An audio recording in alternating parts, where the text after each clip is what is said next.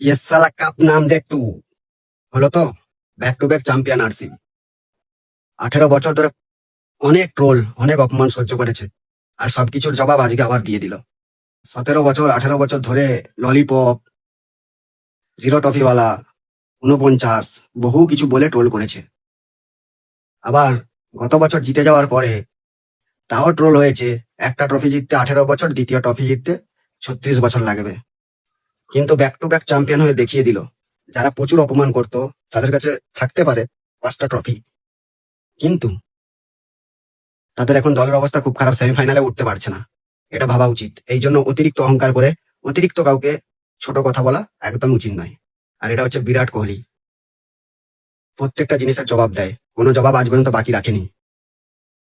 তাই back to back champion হয়ে যেখানে 17 বছর বিনা ট্রফিতে ছিল, সেখানে পরপর 2 বছর জিতে একটা বিশ্ব রেকর্ড করে দিল তার ক্যাপ্টেন রাজাত পাটিদার। দ্বিতীয়বারের জন্য ট্রফি উঁচিয়ে ধরলো বিরাট অ্যান্ড কুং। তাই আরেকবার বলতে ইচ্ছে হচ্ছে, এস সালা কাপ নাম দো টু।